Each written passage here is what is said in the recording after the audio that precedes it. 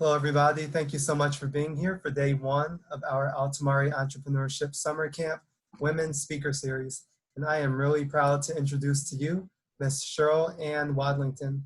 She is our first speaker of the week, and we're very honored and fortunate to have her here today. Miss Cheryl Ann is the CEO of Evaluate Image Consultants and founder of the Evaluate House. Cheryl Ann Wadlington majored in advertising and communications at the prestigious Fashion Institute of Technology in New York and fashion merchandising at Bowder Fashion College in Atlanta, Georgia.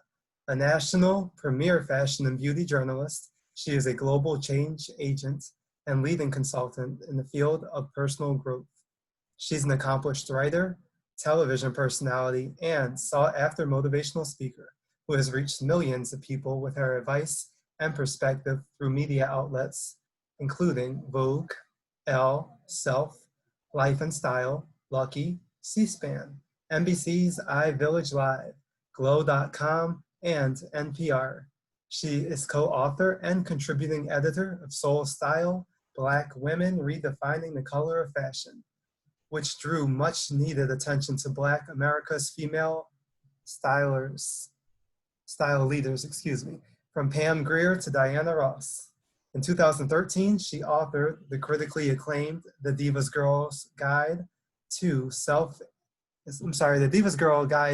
and Self-Respect, to inspire girls throughout the nation to take a bold leap towards success. Wadlington served as a spokeswoman for Procter & Gamble on its hair and skincare lines, and she was a national publicity director for Ambi Products. A longtime accredited member of the press corps from New York City's annual Fashion Week. She's featured in The Tense, a 2011 documentary chronicling the ready-to-wear collections and some of the fashion's biggest names. Wadlington founded Evaluate Image Consultants. For her clients and Evaluate Image Consultants, she assembled an all-star glam squad who have worked with the likes of Beyonce, Alicia Keys, and Mary J. Blige. She taught fashion journalism at Temple University, where she arranged internship opportunities for students at some of the most prestigious fashion houses and publications in the entire world. Some of them include Gucci, GCGB, Max Azria, and In Style magazine. She also founded the nonprofit organization, the Evaluate House, which has graduated more than 1,600 girls in underserved communities from its highly successful empowerment programs, with countless recognition for her contributions to the fashion industry and youth development. Cheryl Ann Wadlington was one of 10 women in the entire nation selected by the highest levels of US government as a White House champion of change leader during President Barack Obama's administration. So without further ado, I am honored and privileged to welcome Ms. Cheryl Ann Wadlington. Oh, hi, everyone. Hope you can hear me very good. Can you hear me at all? Can you hear me? Yeah? Oh, okay, great. It's a pleasure to be here. And I don't know, how many girls do you have in the class today? About? We have 20. Oh, wow, okay. Now, are there any other little girls here that graduated from our program?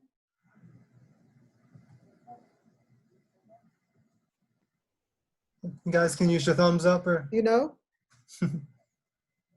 Yeah, there should be. Oh, I can't see them. Wait, let me see if I see. Did they say yes? Yeah, so ladies, either use your mics or your thumbs up so Ms. Cheryl Ann can see you. Oh, I see Kai. Okay, let me see who else is there. All right. Well, hi, ladies. So what I'm going to do too, just to give you a good idea, I want to make this kind of interactive, right? So I'm going to let him play the video, and then I want you to be more familiar with who I am, and then I want you to just pour in with questions. All right, would that be okay, Roger? That's perfect. Okay, you want to play the video? Absolutely. Okay. Let me just grab that very quickly.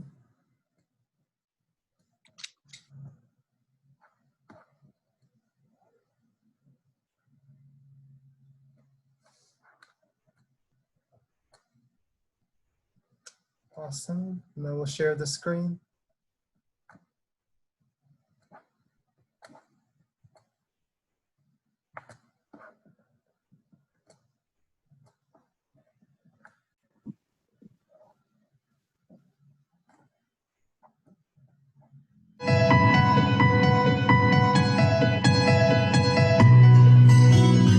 Ann Wadlington is everything fabulous and fearless, a style expert who's contributed to countless prestigious fashion houses and publications like Vogue and Style magazine. Cheryl boasts a resume that speaks for itself, and even though her eye for fashion brought much of her success, it seems her life story put her on the road toward her purpose. If it started when I was 5 years old, I had no clue or desire to be in the fashion industry. I did not want to. This was my mother's doing because I was a tomboy. But life would throw the Philadelphia native a curveball that even the tomboy in her could not prepare her for. I would consider myself somewhat of a troubled child. After my father passed away, I'm like a lot of little girls. We looked for attention in all the wrong places. The time came to apply for college, but Cheryl's grades would make that nearly impossible. I had close to 52 E's and F's on my report card, so no college would want me. I mean, actually, the counselor laughed in my face when I told her I wanted to go to college. Not one to run from a challenge, Cheryl enrolled in community college, then earned acceptance into the prestigious Fashion Institute of Technology in New York. Some of my role models and people who are now change makers and revered and are legends in the industry were like my roommates, the designer Patrick Kelly. We came through the ranks together. Cheryl became an accomplished fashion writer and consulting expert, offering her unique perspective to media outlets like Vogue, Elle, Life and Style magazines, Glow.com, and NPR. But it was the candid words of her late brother, Curtis Wadlington, a local community health activist, that made her reevaluate her legacy. What are you gonna do with your life? He said, you're a has-been and you haven't even made it. He said, why don't you help somebody? And those words still resonate to me today. Why don't you help somebody? These girls showed early leadership skills.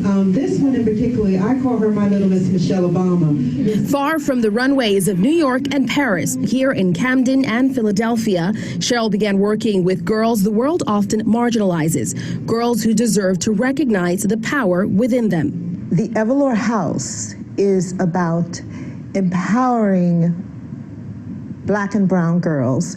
It's about educating Black and brown girls, and it's about Black and brown girl healing. In 2004, Cheryl founded Evalor House, a nonprofit organization that empowers girls by nurturing personal development and positive self-expression. My mission is to help those who have no voice, because if no one else believes in them, I do, and I know that I've seen them rise to do unbelievable things. She exposes the girls to everything from etiquette and personal hygiene to navigating relationships and workplace readiness. More than 1,200 girls have graduated from the Evalor House program. Most go on to college, many with scholarships. Cheryl, a successful fashion book editor, wrote a style and self-respect guide for teen girls. Her accomplishments have recently been recognized by the White House. Evalor believes that Black and brown girls can live in a world where they can be Black according to their own standards of beauty, fashion, and style, unapologetically, and they deserve it. The Evalor House produces something transformative and powerful in girls, something not even the finest fashions could make them feel. Philadelphia Association of Black Journalists salutes Cheryl Ann Wadlington with the 2016 Community Service Award.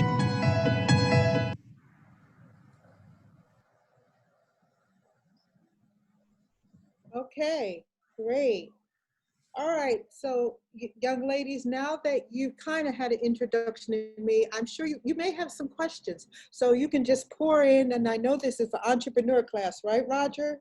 Yes. Yeah, so give me some questions. I'm gonna be very honest and open.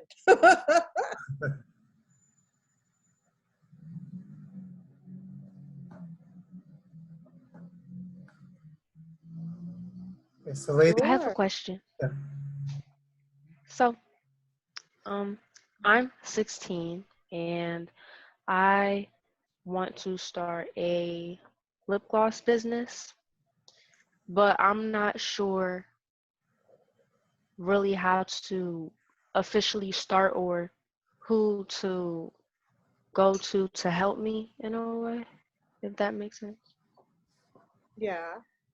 And any more to the question? Or is that it? No, Okay. that was it. So how to start your lip gloss business. So did you take any steps so far to do anything? Not yet. I just finished school, but I mm, actually did a whole, I created a whole business plan and I presented it to my parents and they're actually going to invest in my business and I just have to get the products and start working on it. Right. So are you going to do product label or are you going to make them, make the lip gloss yourself from hand? I'm gonna make it myself. Okay. So are you familiar with everything yet? The Yes, I've product done my label, research. product and Yes. labeling? Hmm. You say yes? Yes. Okay. So you have your business plan. So in your business plan, one of the key and most important things for anybody who's launching anything in beauty today is to have a really killer marketing plan. So I don't know how much you put into that. Did you kind of give me an idea of what's in your marketing plan of how you're going to get the word out about this lip gloss? Considering that the market is saturated, you know, everybody has a lip gloss and you know, how do you think, and you could start small, but I guess your goal maybe might be able to be able to compete with the giants, right? Maybe. Yes. Okay, thank you. So what's in your marketing plan? Give me an idea. Um, I didn't want to just do lip gloss. I wanted to do the four main things I wanted to do was lip scrub, lip gloss, lotion, like scented lotion, and hair growth serum for your eyelashes and eyebrows. And I wanted to have it social media based because a lot of people are on social media, especially right now, and I feel like that would be the biggest way to get my product not just around where I live, but around to people in other states or even Right. countries. Yeah. So, you know, again, I would say the biggest challenge nowadays in launching anything in the saturated beauty market is to go in with power. You have to have a serious marketing plan. I know that Instagram, social media is so powerful. You know, you're competing with the Kim Kardashians of the world, but then you have to establish who are you. Like, say, for example, my one of the makeup artists, she's a celebrity makeup artist on my team. She is getting ready to launch an eyelash collection. Now there are a whole bunch of, you know, young girls with these eyelash collections. You know, some of them look like clown eyelashes, I tell you, but they're selling them, right? So you know, we have to do something to help her distinguish herself. So right now, how the question would be, you know, how are you going to distinguish yourself and to make people come to you opposed to like the Kim Kardashians of the world? And see, and because also you have to understand too, you could have a quality product, but that means nothing nowadays. You have people who are selling like, you know, kind of junk, and because they're popular, people will buy it. So, you know, like say for example, I hate to call somebody out, but J-Lo, when she first launched her clothing line, it got recalled. It was a mess, okay? And but everybody bought it because it was J-Lo. So how are you distinguishing yourself like right now as like a beauty maven or something, you know, that people will come to you? Um, I'm not sure yet. That's why Okay. I'm here and Yeah, to I'm learn. trying to learn. Hmm. Yeah, well, you might want to consider that. And if you're shy, get a spokesmodel. You know what I mean? Somebody who could do it for you. But that's the thing is to try to cut through the clutter, so to speak. Okay. All right. Any more questions? Okay. Okay. Well, that's a great one. Well, Miss Joanne, there's one in the chat that came, and Aida would like to know, what was your first work experience like?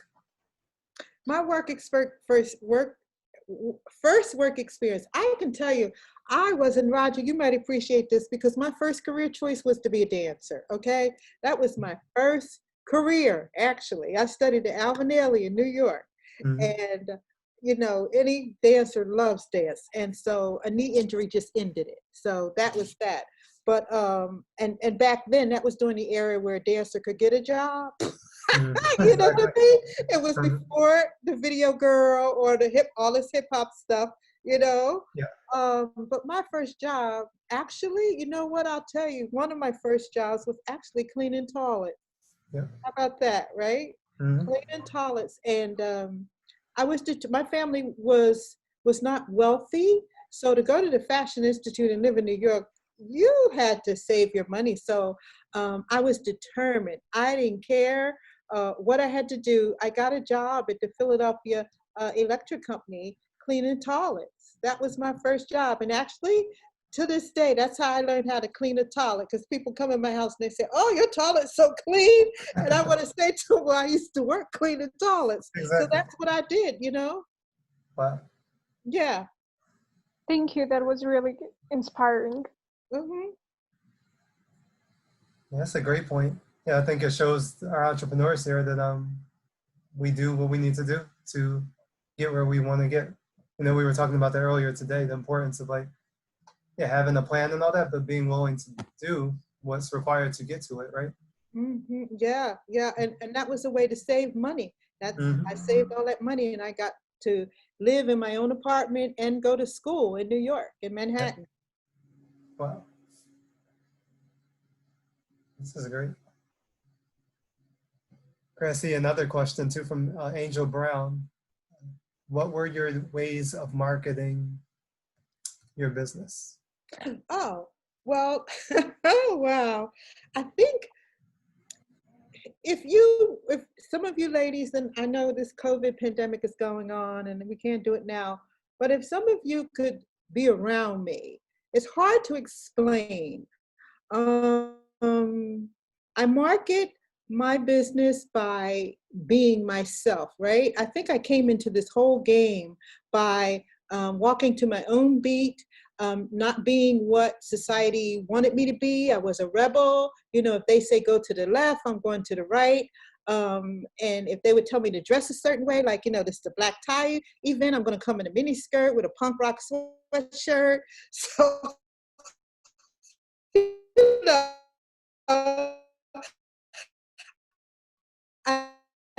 never did what society tried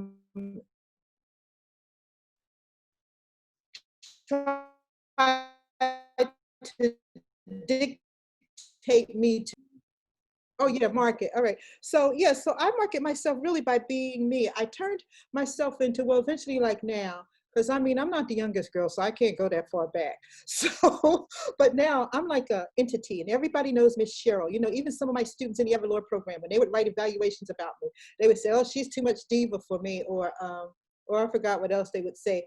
But I'm known for doing great work. That's how I would market. That's how I market myself now.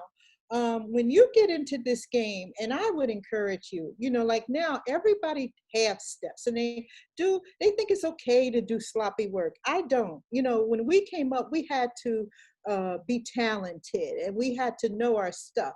So now I market myself. I don't even have to market myself no more. Like I learned earlier on, because I was trained by the best in the industry, that you want to get to the point in your career, in your business, where you don't have to market yourself anymore and you don't have to show a portfolio anymore. When you walk in, they know who you are. They say, oh, here she goes. And so that's how I market myself now. But before that, I would say I did a lot of TV. I was, as you can see in the beginning, I had a diverse career. So since my background was advertising and communications, I knew, you know, in journalism, I knew how to do broadcast journalism, write press releases. So I was always able to take advantage of the media. That's another thing. So, you know, and for free, you know, I would always get on TV as the style expert. That helps, because the minute you can do that, then people are going to buy your product. Like the young lady who has a lip gloss line, if she could establish herself as maybe, you know, say a beauty, maybe giving beauty tips on TV. YouTube, I don't know about. I know girls make money, but I don't believe in giving all my information out for free. You know, I want to control that. I just don't. I'm sorry. But if you can establish yourself and maybe be a beauty spokesperson, for a company, or just on some talk shows like, the daily talk shows. That would be great, because that is the opportunity to get a lot of people to see that you're an expert and that they could come to your, to buy your product. So between manipulating the media, knowing how to write press releases, and constantly staying out there, always making sure people know who I am. So, and it gets tiring. It's not easy, but, but being diligent, you gotta persist. You can't, when things go wrong, failure is just a stepping stone to success, really. If you fail, big deal, chalk it up, get up, and keep going right back out there. That's amazing. I love that. And we actually, at the close school here, we have like a ready, set, fail class where we actually give them scenarios where they're 99% going to fail. And then they have to like reflect on that and write and speak about it. And we're trying to teach students that you're going to fail as an entrepreneur. It's just a part of it. So Yeah, early. exactly. You can. Yeah. That's inspiring. I love it. And you're right too, Cheryl. And I love like the point about TV. It helps a lot. I told them I was doing some more stuff with the dance thing, and like dance instructor for like Melissa McGee and people at Fox and these stations. Right. Helps, because then when you want to teach, they say, oh, well, you taught Melissa, come do my birthday party in this event. Yes, exactly. And they play reruns, right, over and over. Like you still play reruns from 7 years ago, and that helps. You still get awesome. Yes, indeed. Yeah, everybody wants to be on social media, but that's where the clutter is. I'm trying to tell the students everybody's on social, right? So you got people aren't, kind of like what you said earlier. Yeah. I love it. You have a lot of questions in here now. This is great. So Kai Artist wanted to know what kept you motivated. Oh my God, right? Because it's hard looking back. Wow. Sometimes if I look back, I could actually cry. Seriously. God, I was raised in a Christian household. Two of my brothers were ministers, and I don't really, the fact that I got in the fashion industry is amazing because, according to, my Christian family, that's one of the most sinful industries in the world, right? I mean, to be dressed up in mini skirts and scantily clad, you just don't do that for the most part in Christian households. So that their prayers kept me motivated. Seriously, a strong family connection, and being around good people. I always was hung around people who were the best at their field. And, people get so mad at me. I take a lot of heat for speaking my mind, and I don't care. I'm going to tell it like I see it. Yeah, so being around people who can benefit you, like my roommate in college, he's the 2-time Emmy Award winner, for costume design. And then, like I said in the video, Patrick Kelly, he was like one of the top designers in the 80s in Paris. His company was worth $40 million. So we all used to party together. It was like those fun days, but we were around people who were skilled. And to this day, I know what greatness looks like, okay, because I worked to get it, so, I'm not no fake, you know what I mean? And I will, I can spot a fake when I see it, like somebody's on Instagram.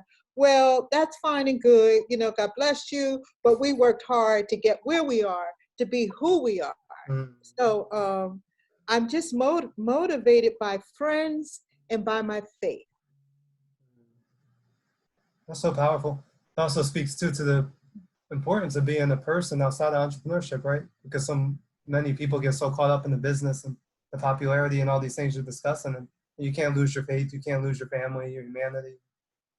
No, we've seen those people fall, fall like dominoes, really, those ones who get caught up in it because there's no need to.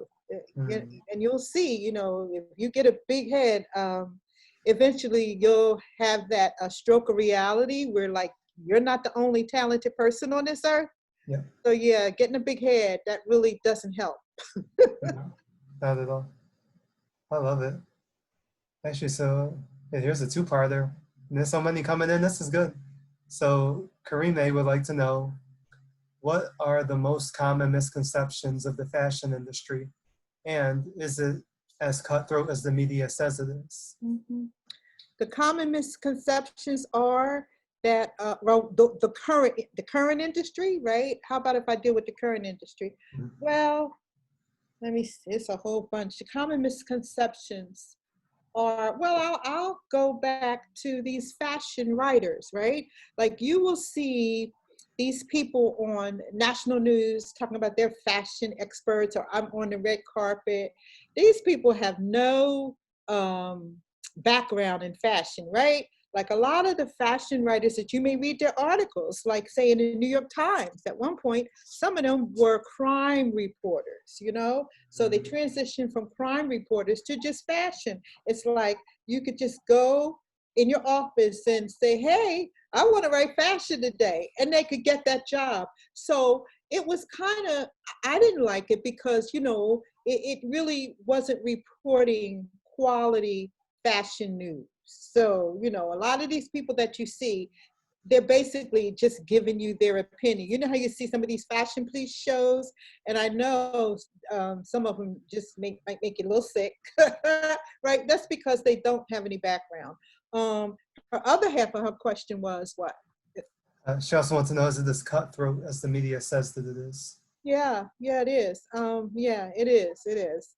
But and I could tell you, by being a woman of color, it wasn't easy. I came up at a time where they were not using Black girls, so I had to stomp through the industry, and I had to be bold. And I think my faith again, because I mean, I was quick to tell somebody, kiss my you know what, all right? And you had to make them respect you, you know?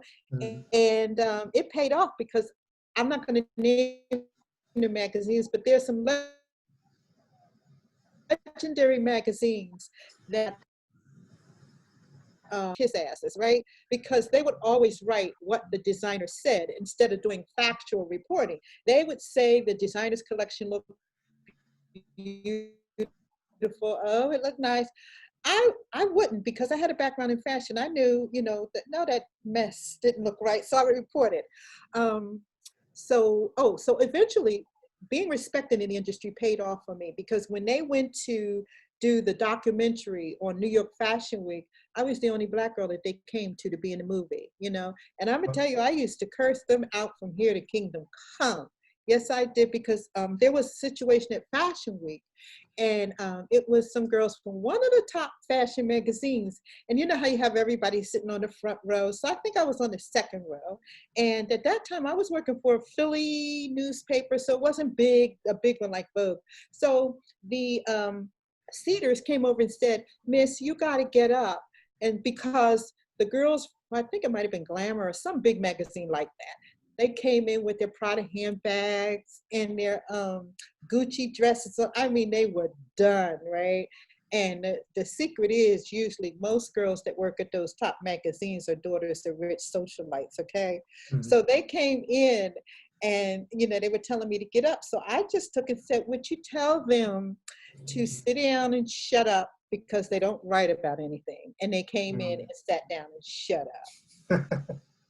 So, but and it was truth. I was speaking from a place of truth, you know. They were just little rich girls who, you know, got the job just because their mommy was so-and-so. So, but it's, you know, gaining that respectability mattered for me. I love that. Actually, I'm going to ask some of the ladies too to read their own questions, because there's a lot of them, and I want them to hear from you. So, Kylan, why don't you read yours?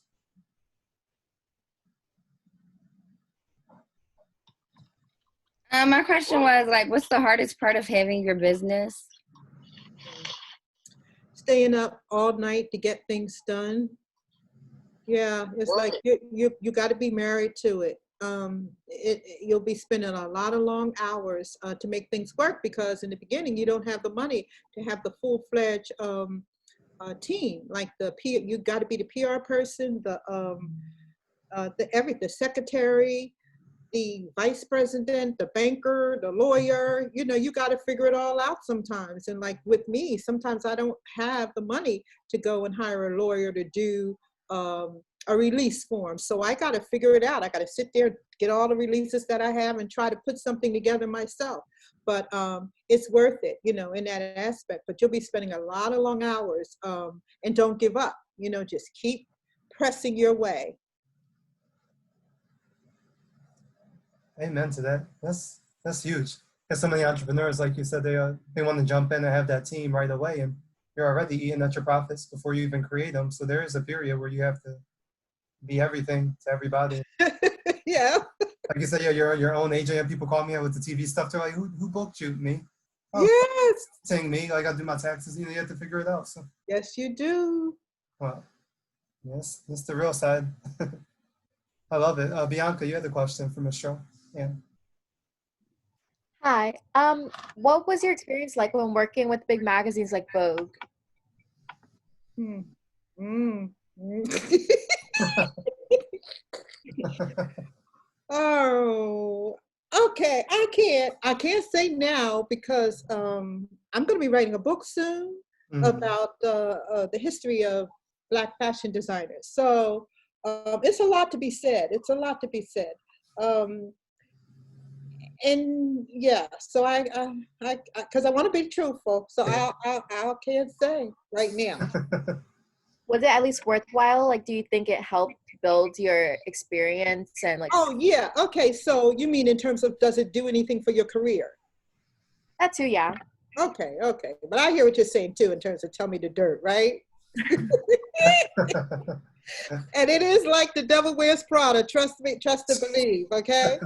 So it's so great to, you know, to have the credential of going to the Fashion Institute. So, you know, the credentials, I mean, they don't matter because sometimes you never really know who's going to make it, but it helped me. It was a real benefit to open those doors to say, okay, she, you know, went to the fashion industry because they knew, you know, you were trained a certain way, you had access to certain things. So that was a benefit.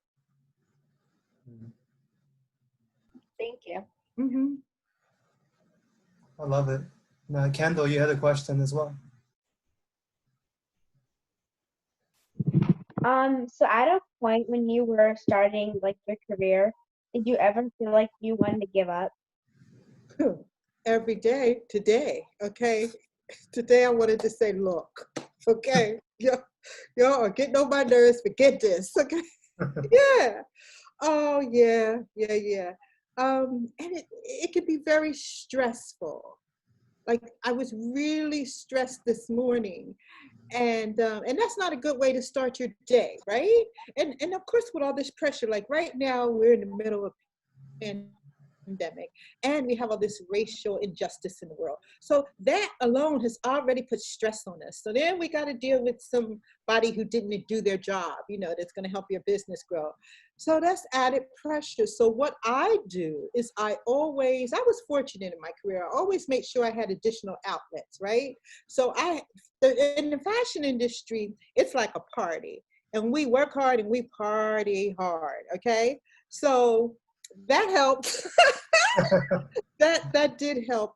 Also, what I do, I meditate every morning, and I pray and I exercise. That really, really helps me to start my day. The meditation and prayer is magnificent because, you know, when I pray, I always say, well, you know what? Why am I worried about this person or the fact that she didn't do it? Because it's out of my control, because I used to be a control freak, right? And I know some of you probably are control freaks, okay? So one day you'll learn that some things you just have to let go. It's nothing you can do about it. Yeah. That's hard for entrepreneurs, right? I feel like we're all that type A, like you said, control freak type of personality, naturally overachievers. But like you say, you just get to a point where you realize like you can't control, like you said, the pandemic and on with even today. Yep, this is not in our control, but we still have to stay creative, you know, and be inspired.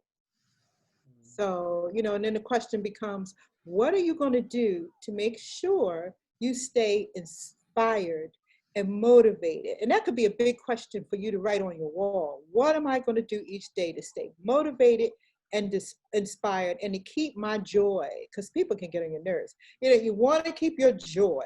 Yep. Wow. I love it. Yeah, it's like very mission driven too. Yeah, it's almost like why even, why do you want to be an entrepreneur, right? Because so many people, again, are doing it just for fame and fortune, and those things are fleeting. So yeah, you need a deeper mission as to why you are doing this. Yeah, exactly. Hmm. This is great. Aida, you had a question as well? Yeah, I had a question. So, for your nonprofit organization, do you have any goals or like intentions that you want to keep like doing for your organization? Like anything that you want to expand? Because I know you got you got the news feed from the White House, which is amazing. But if there's like anything you want to do to continue to grow. Mm-hmm. Well, my mission and in everything I do, I have this a drive, like I want to conquer the world. Okay, so right now we have a particular mission. We do programming. So we just launched also a podcast which girls can go listen to called Girl Truth. And actually, we launched it. We're like the little engine that could. Do you know? I'm gonna tell you. I started the Everlore House with 24 cents in the bank. You see what I'm saying? So I know you girls may be worried about how am I going to do this? How am I going to get that? Be bold, be fearless, and get out there and just do it. I say just do it. So we launched a podcast, and it went to like at first #1, and then it went to #4. It stays on the Apple nonprofit podcast chart.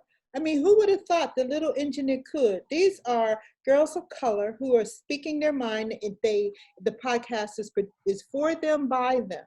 But it shot up the charts, and is our girls are being heard around the country, around the world. I'm sorry, as far as Australia to Africa to even the Middle East. So that's one thing. We also just launched the e-news, right? So you never know how your background is going to help you. Now, granted, I had that magazine background. So when it was time to launch the Everlore Girl e-news, it was almost like playtime for me because I used to write for magazines. So we launched that, and it just turned out to be kind of fabulous. And I said, oh my God, this is fab. It might even turn into an e-zine, Mm-hmm. So the one thing that we want to do is to make sure we keep the girls' voices involved, like you young people, and after y'all finish, some of y'all might want to come over here to Everlore House, okay? Mm-hmm. Yeah, keep your voice involved. We want to hear your voice, your real voice. What's going on with you? How do you feel? How are you feeling? We want to talk, and that's what I think one of the makes Everlore House so special. And if any of the girls here that I taught, they know I stay in their faces, like, what's going on, okay? And they know it's a safe space.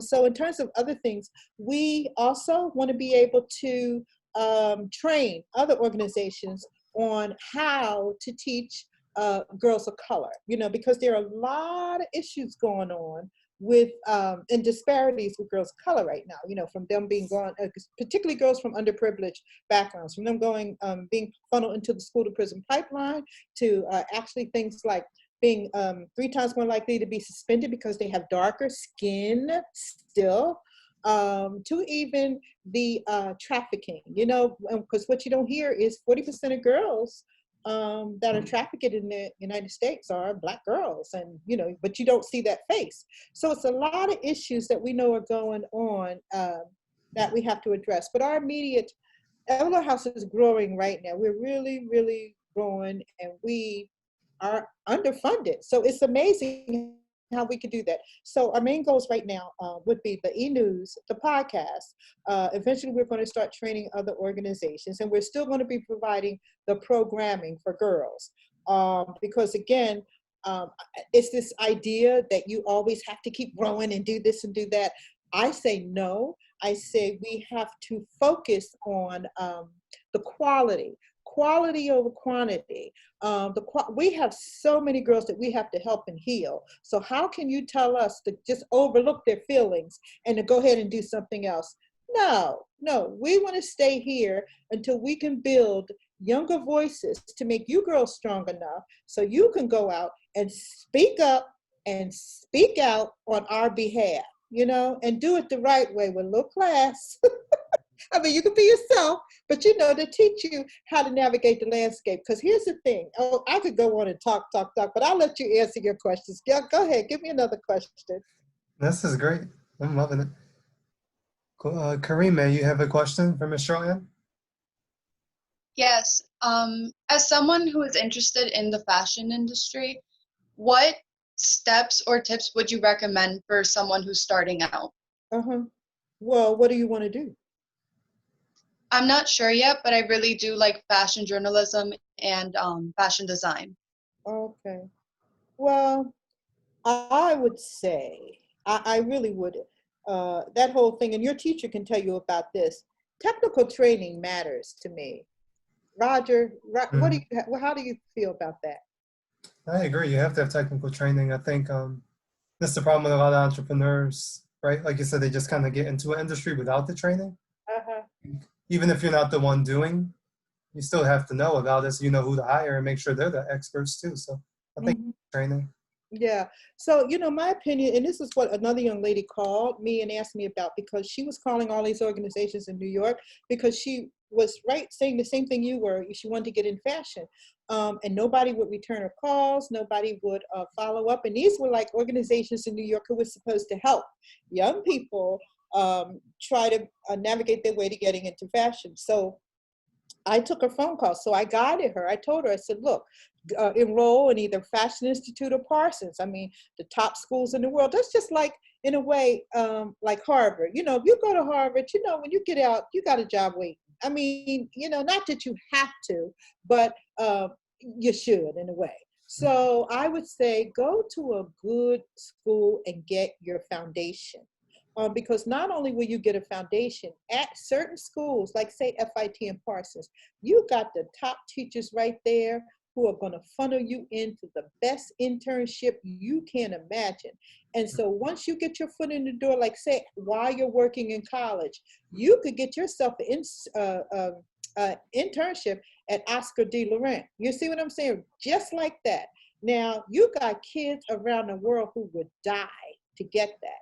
So if you're going to get into the industry in a way, and I mean to really get in it, you know, like you can be in it and just have something locally, but you know, I might as well, I always say you might as well go for it. Yeah, so that would be my advice, to go to a good school and to build your foundation first, and then you'll have options like I did. Did that make sense for you? Yes, thank you. Okay. And there's so many great schools too now for fashion. I think that's the really big advantage that we have now. Yeah. Well, this is great. Kylan, you have a question too? So basically my question was like, well, being Black in the fashion industry, was it like opportunities that basically you weren't able to get because of the color of your skin? And how did you like deal with it? Yeah, they were shady. Yeah, they were shady. Okay, and they always are going to be shady. But I didn't care. I just didn't care. They were going to hire me. They were going to see me, and I wasn't going away. And it was interesting because a lot of my colleagues didn't feel that way. They succumbed to allowing people to be racist. And I didn't. My mother told me, no, you don't have to do that. But another thing too, because you asked me how did I deal with it, right? Yes. Yeah. Well, you know, sometimes and I'm not saying this for you to do it either, okay? You know, I told you earlier, I would lay some people out. I would lay them out. You know, it's like, no, you're gonna hear me. You're gonna see me. I am here. Yes. And to this day, I do not tolerate that. And you shouldn't have to, you know. It's And two, I would say, kick down the door. The doors may not open. And then by being a woman too, you know, this industry was ran by gay, you know, like gay men, right? And so they used to treat me like crap too, right? And I wasn't having it. Okay, so you have to put your big girl pants on and hold your own, like really in any job. The same thing in corporate America, it's no different, you know, because they have that black glass ceiling with women. You know, we want to see more women, female CEOs in this world. So just keep persisting and stand for something so you won't fall for anything. Did that answer your question? Yes, thank you. Okay. Be strong and fearless. Yeah, this is amazing. I've been telling them too, like it's important to use your unique qualities and own it because so many of us like hide from what makes us unique and different. Yeah, It sets you apart, like you said, cuts through the clutter and all that stuff. So. exactly. Your teacher's telling you correctly. I love this. You guys have any more questions for Miss Cheryl? No? Cool. Well, what I would like to do, if you guys are okay with this too, is share some of your ideas that you were sharing with me. So, Ms. Charlene, to give you some context, we did an ideation exercise earlier where the ladies had to come up with their own ideas for ventures, so nonprofit to for-profit, and then I kind of put them in the groups based off their interests. So you have like beauty, arts, health and wellness, diversity and inclusion. They were the 4 categories right now. So yeah, when the ladies want to share what they share with me, and then, you know, hopefully Ms. Charlene can give you some feedback on what you're thinking. Okay. Aida, you look like you ready to clap for your group.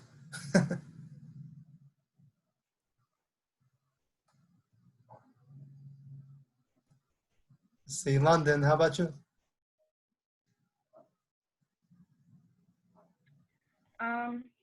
So the idea that I came up with was an art therapy facility for inner city and children of color. Because I know that a lot of children of color in the inner city don't have lots of access to arts education or productive mental health solutions. So I thought that it would be a pretty good idea to combine the two and have children work out their mental health problems through different artistic avenues. Mm-hmm. So you said an arts therapy nonprofit, did you say? Okay. And that's one of your goals after you graduate for college, kind of, or what?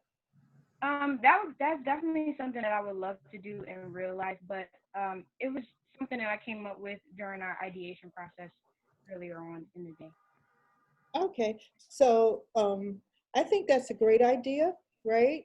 So, and it's really needed because a lot of people of color don't put an emphasis or don't pay attention to their mental health, right? So we have a lot of people of color in this world who are not well in the head and they don't even know it. So, and of course, if you're an adult, that kind of sometimes rubs off on your children, you know, some, you know, interesting behavior that you will see, because I see it. So we've never, particularly in the Black community, dealt with mental health the way we should. And another thing that we don't understand is how that is having an impact on our children and hindering their ability to learn in school. So that is very much needed. Okay. Yeah. So I hope you pursue that. Thank you. Mm-hmm. Yeah, I hope so too. I think it's great. Yeah, and for ideation, again, they're coming up with like fictitious ideas, but I have a feeling some of them will run with this and maybe implement it in real life. So. That's good. Yeah. So we'll go down the line. Karime. What I came up with in those 10 minutes was a nonprofit organization for victims of sex and human trafficking that would introduce them to the arts, different aspects of the art. So journalism, writing, fashion design, painting, photography, theater, music, dance, things like that. And it would basically help them develop a portfolio so they could eventually go to another organization or business that we have like that this nonprofit would be partnered with, so they could have an internship and eventually a job. Okay, that's good. So it's interesting to see that so far 2 of you have wanted to do something good, in the world, you know, opposed to opening up. Well, you said you was interested in fashion, but still, to hear you ladies talk about how you want to make this world a better place, oh, it just touches my heart so much, you know, opposed to just saying, you know, I want to open up a candy store or whatever. So, of course, I can tell you a lot about that, you know, human trafficking and rape and child molestation. That is so needed as well. The healing for girls, young girls who have never been able to speak up and tell what has happened to them. So yeah, that's another one that's greatly needed. And I hope you pursue it. Thank you. Awesome. Aida. So my idea was that my problem was that homeless people or people with less financial needs don't get the opportunity to have like essential needs like toiletries and other things like toilet paper, toothbrush, toothpaste. So my solution was to have like in urban parks or like just private parks, they can have like porta potties. I mean, there are porta potties, but porta potties that have spaces where you can like get a key from like a security guard or like the owner of the park, so you can open it and then get the supplies that you need to like for your daily essential life. Mm-hmm. So again, that's a great idea. You're answering, you're responding to a need, you know, because again, I'm sure you did your research and, you know, we see homeless people everywhere. So I would say pursue it because there is a need. And see, a lot of these things, the nonprofits nowadays, they have like the typical ones that you've heard of, you know, but to come with new ideas like you ladies are doing, it's just amazing. So yeah, I love it. Yeah, this is good. And they also came up with these in 10 minutes. So Oh, okay. I think it's awesome. So I gave them like my 5-step ideation process, and then they kind of generate these. Good. And they're in high school. I mean, this is inspiring. I said we weren't thinking like this, you know. I wasn't. No, I wasn't. Me either. Yeah, I was like, I just told them just dancing all day and night. That's what I cared about. That's great. Thinking about career. When's the next audition? Exactly. Yeah, they have a leg up. They're awesome. Yeah. I love it. Let's go to Kylan. My idea was to start a homeless shelter for homeless people. Well, duh, Caitlin. But the homeless shelter would basically also be like a rehab center for them, because not a lot of homeless people that are addicts that live on the street have people that's going to help them like basically get through their addictions. So it would be somewhere for them to go to also get shelter, but also get somewhere to like recover from their addictions. So wonderful idea. I hope you get funded. Now, here's another thing with your nonprofits is the funding. Funding is a real big issue for a lot of upstart nonprofits and nonprofits headed by people of color. They don't get as much funding as, say, like a nonprofit held by, say, Caucasian people. That's just a fact. So, but again, I would tell you all to just be fearless and don't give up. You know, people will tell you, here's one thing in nonprofit, they have this set way of doing things, right? And if you sit around and try to do, and this is what I found from 16 years of working in nonprofit, if you wait and try to do everything the way people tell you you should do it, you won't get nothing done. You know, you have to think out the box and off the cuff and follow your own heart and be fearless, you know, in your pursuit. Okay. Wow. Yes, amazing. So true, especially in the funding arena. Mm-hmm. Yes, I don't do a lot of grant writing, but I'm on a lot of panels for, you know, the grant applications, and and just hearing the way other panelists think and talk about this stuff, like you said, you gotta be out the box. And can I tell you too, you girls issues get tossed to the side. And I'm gonna tell you, young ladies, so you better get in there and get the facts and be able to challenge people. Like a lawyer was speaking at a panel to nonprofits, and so he said, oh, if your nonprofit has a budget of under 125,000, you might as well forget about getting funded. And so I raised my hand. I couldn't take it. I said, don't tell people that. I said, you have to come in here with information that is new and fresh. And I told the whole audience, I said, well, we got 50 grand and we didn't have a lot of money. And I told them how we did it. You smooth people, you pick up the phone and say, hi, how you doing? And you'll be surprised how you can get money, not so much by always writing a grant, but getting to meet people first. It's all about who you know. I remember our first grant that was, or one of the first grants that was for like $25,000.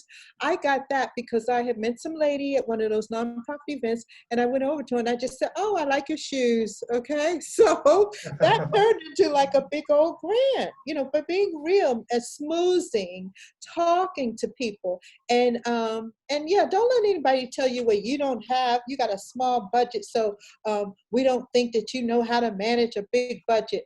No, that's you keep moving forward. Well, maybe that person won't give you money, but there's another one who will. Yeah, and that's so weird when they say that too, right? Because obviously you know how to manage. If you can manage a small amount, you're going to be able to do great with a big amount. Exactly. Yeah. And then I know one time they took and said, well, they wanted a whole bunch of girl serving organizations to come together and all apply for one grant as if we all have the same need. And I told them again, hell no. Okay. These different girls got this need. These girls got this. Don't try to clump us all together because we don't have the same issues. And you need to understand this because you're doing a disservice to young women in America. What's the point? If you're in charity, you're supposed to fulfill a need. So here's a proven need. So let's talk about this. And how can you help these girls? I love it. I have a question real quick. I know we moved up the questions, but I think this will help our ladies in here. What's your suggestion for how they can build their own confidence around holding people accountable? Because they are young, and but the older you are, the harder it can be too. So I think they're at the prime age where if they could figure that out now, how to hold people accountable professionally, it's going to help a lot. Well, that comes into doing your research. Like say when you young people take and organize. I do nowadays think it's great for girls per se to organize and to build a sisterhood. The last generation, my generation, they didn't do a good job at building sisterhood. And the problem there for me, it's several problems were because we're the role models for you, right? So we should be teaching you how to forge a sisterhood, how to keep it, and how to understand that this is your sister for life, and how you're supposed to build her up and not be threatened by the fact that she can get a job over you. So when you look at the dynamic in the work world today, very rarely do you see a woman promote another woman to the CEO level. So you girls got to come in with a different attitude. You gotta stick together. You know how they say girls are more emotional? Well, so what? That's who we are, right? But still, learn how to build sisterhood and how to understand that this is your sister, regardless of how crazy she is, okay? You love unconditionally because you're gonna have some that just get on your last nerve. I have them, but it's still a sisterhood. And start thinking about how you can push someone forward without always looking for something in exchange, or about thinking that it's always just about you. Oh, this is my career. I got to get push myself ahead. I can't be worried about her, or stepping on somebody's toes to get to where you want to be. So that sisterhood thing, again, our generation didn't do it good, but it's up to you ladies to start making a difference there, forging alliances and like they have an old boys network. I don't know if any of you ever heard of it, but it's powerful. So, sometimes it's like guys will look at you like, she ain't gonna go nowhere, and I ain't promoting her, or I ain't gonna promote her unless she has sex with me and all that kind of. You girls better stick together so you can be able to challenge them. It's like, just imagine if all of you girls got together and you had your facts, like this girl did her research, so she's ready to go in and present her case, and all you girls are there to back her up. That's how you got to come in with power, okay? So yeah, that's what I find is needed. Come in with power. Don't be afraid. What are they gonna do? Nothing. And this proof, like the power's in the numbers, like you said. So sometimes, yeah, it's not enough when it's just one person. You need to band together. Yeah, that's right. Yeah. I do believe one girl can change the world, but just imagine what you can do with all of you together. You can move mountains in the world, in the universe. Wow, I love it. This is amazing. Kai.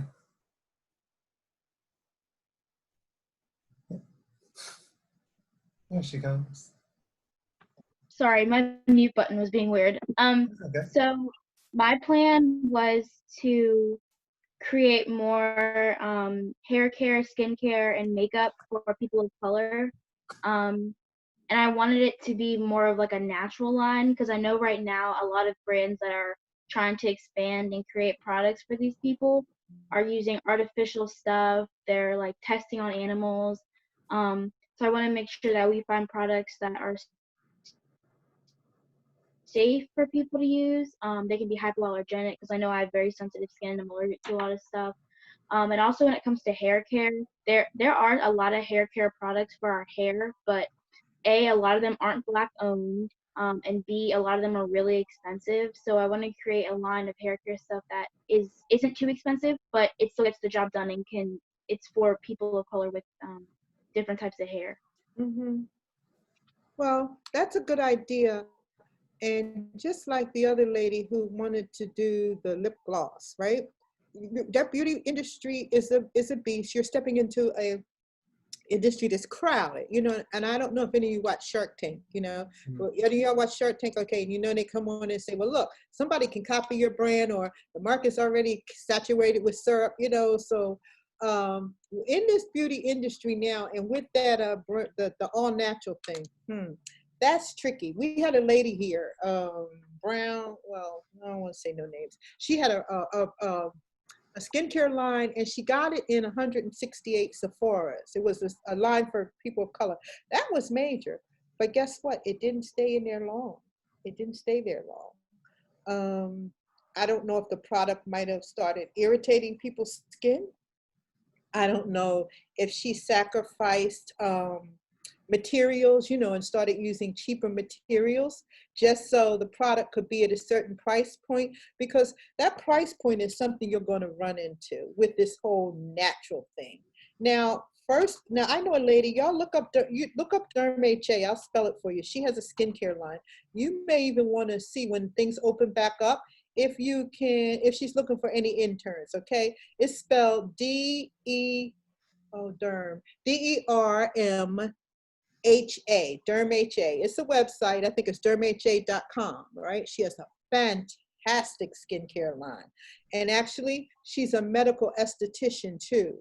So, that's like a double whammy. So when the people come in to get their treatments, she can also sell the skincare line. Now, her skincare line is not cheap, right? But she has the best ingredients that you can imagine. Now, with that natural thing, I don't know how you can make natural products and sell them at a reasonable price where it's really, really natural, because you're going to have to put some kind of preservative in them. Otherwise, they're going to not even be able to last a week. Like if I bought the foundation, if it was all natural, bacteria would get in within a week, So just like, what is that natural makeup that they sell in the infomercial that everybody's buying? It's the biggest line out that's makeup that they claim is all natural. I forgot, but it has preservatives in it, but yet they make the claim that it's natural. It's not. So the challenge for you would be, how can you make a natural line within a reasonable price point and to be able to market it in a way where it won't where bacteria won't seep in. You know what I mean? Within a week. Yeah. Well, that's a really good point. Thank you. You're welcome. Yeah, I'm gonna take a few more. Any ladies want to volunteer themselves? Cool, let's start with I saw Ella's hand and then mine. Hi, my name's Ella. My idea was, well, the problem that I came up with was the lack of diversity, at least in my experience, in teaching staff at schools. I've been to 5 different schools, and not once have I ever had a Black teacher. And I find that as a huge issue, because obviously I love being represented and I love seeing people who look like me, and like my little sister. So my idea was to provide scholarships and opportunities to people of color who may not be able to afford a teaching degree in education. So the target audience would obviously be people of color, and it would be nonprofit. That would be great. That would be great because you're really making a difference in the world in an area that really needs teachers of color. So you're dead on, you're spot on, and it's so needed. You know, raise a lot of money because we know there's a lot of kids that need to go to fill this need that we have out there to get more minority teachers in schools. Yeah, so that's a great idea. Yeah, I love it. Wow. Go to Miney.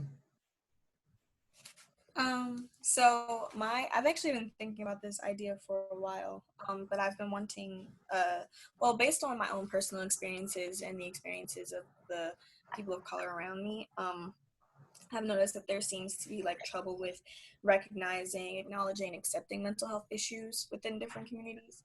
And so I do want to open a nonprofit that works with kids and parents of color. And the nonprofit will raise awareness and it'll give children resources as like key phrases to say to their parents when they want to talk about their mental health, or resources to free therapists or cheaper ones, and workshops for parents, et cetera, et cetera.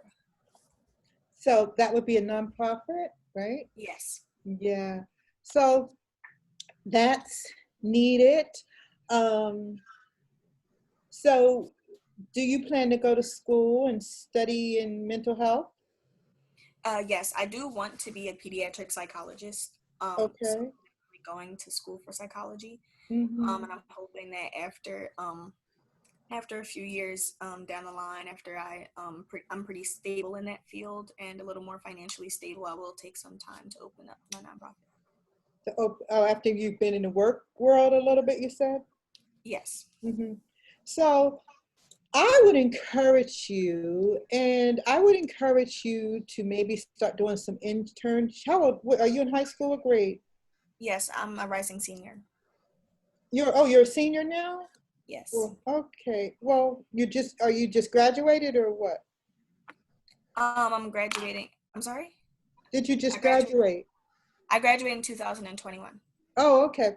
So I would encourage you, like with all of the ladies that we spoke with thus far, I believe that there's a different angle. I mean, like that you could take with what you want to do. Like say within the case of what you're talking about. Now, I don't, oh, you're not at Drexel yet. Okay, so let me tell you, so quiet is kept. You know, you got one of the best professors, I think. I don't know what he does there at Drexel, who deals with the hidden wounds of racial trauma, right? At Drexel, okay? Roger, you know, have you heard of him at your school, who it is? I don't think so. You know, that's a shame. You know, I think they hide him there. I really think they hide this man. If he's still here, if you can look up on the roster, it's Dr. Kenneth Hardy. Hardy spelled Hardy. Yeah, he's like a powerhouse on that deals with like the hidden wounds of racial trauma, and And Miss Samuels, you were talking about that, right? So, you know, we just like talk about mental health, right? But now with all this racial justice, we need to go in and start talking about what it's done to us. Trauma, it has traumatized us. So what are the effects of that, okay?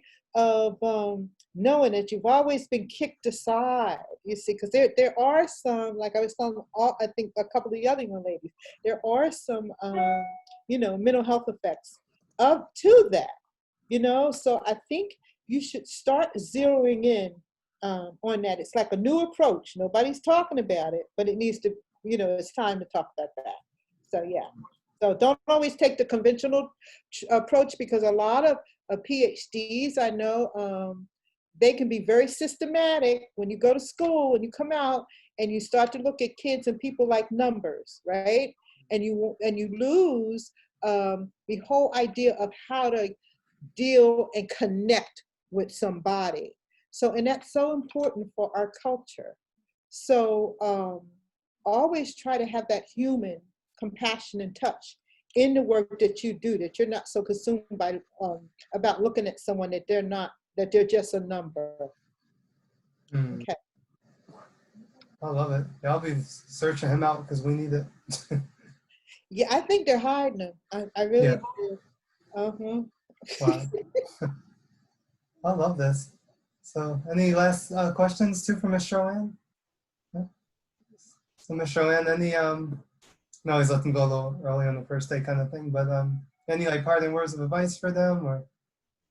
Well, I think my parting advice to young ladies today, again, it would be, you have to start thinking differently. Okay, when you go to college and you come out, you don't have to play by the rules. I shouldn't tell you that, but I will. You don't have to play by the rules. I always say the ones who play by the rules, they don't get too far. So, you know, keep on your fearless hat. Stick together as females, you know, start forging alliances, really. Start, and don't just stick within this city. You know what I mean? You have the internet, you have virtual things. Start thinking about connecting with other young ladies and other organizations around the country who are doing things that you want to do. Because right now I'm connected to women who are not in Philadelphia, other organizations who are making things happen, all right? So I would just say keep your fearless hat on and connect with your power. Remember, you are power, you know, tap the power within, and here's the girl power. That's all. So I'm gonna leave you with that. Wow. Yeah, that's amazing advice. Oh, let me show, before I go, can I just show the girls? Okay, so here's one of my books. I don't know if you can see it. The Diva Girl's Guide to Style and Self-Respect. It's on Amazon. That's one. Got a lot of stuff in there too.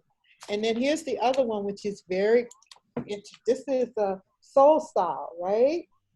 And you can't even get it anymore on Amazon, but it has all of the, like, it's a picture book with all of the celebrities. So let me see if I can show you who's that. I don't know who that, I can't. Oh, Lisa Bonet. Wow. Who's that? In Vogue. Oh, is that the early Beyonce in them? In Vogue, it might be. Looks like Salt and Pepper. I'm not sure. Oh, is it? Okay. So here, wait. They got a lot of them who passed away. Who's? Yeah. Oh, remember her? Yeah, Faith. Yeah. Yeah. Wow. Who's that? Okay. Oh, Dorothy Dandridge. Yeah. Wow. Yeah. So, you know, so those are just two of my books. So that's it. Okay. Huh. Well, we This gotta is check those wonderful. out. Thank you for inviting me, ladies, and I wish you all the best of luck. You go. Sorry. Is there a way we can contact you if we have like further questions on marketing or fashion? Yeah. Yeah. Yeah. So you're gonna give them my email address? Yeah, and I can put it right now in the chat too if you like. Yeah. And ladies, can I tell them about our upcoming workshops? Yeah, please. Yeah, we got some free upcoming workshops, and actually tomorrow, but it's filled to capacity, is our Black Girls Town Hall virtually, right? But that's filled to capacity. But right after that, we got a financial literacy one, this a one-on-one financial literacy of things. And the other one is Going to College Like a Savage, and it's taught by somebody really awesome. I'm trying to think what else we got. We got one for the skincare girl. It's The Diva Within Knows Her Skin, and that's being taught by Millie, who's an award-winning medical esthetician and a QVC model and esthetician. So that one's another powerhouse. They can go online now, and you need to register, because I know the skincare one is filled, but if any of the girls from here who want to go, if you email me personally, I'll put you on the list, right? But you got to email me within the next 2 days. But you can go on the website, you can give it to them, everlorehouse.org. And you might want to pull it up. You want to pull it up, Nick? Can you pull it up, you think? And I can show you. Okay. Sure. Do they have one for like clothing or anything? No, we didn't put fashion in. You know, that's my specialty. That's my and I might do it later. I could really work that one, honey. Like no other. I love it.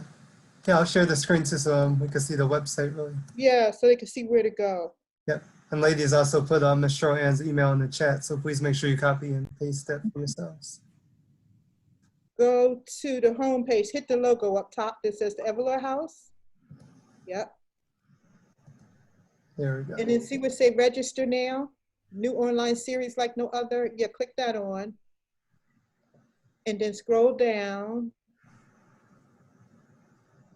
Scroll down. Okay, so see right here, virtual workshops, the Healthy Girls Summer, that's gonna be cool. That's dealing with your mental health to keep you together with all this madness. Then Going to College Like a Savage, that's a four-part series.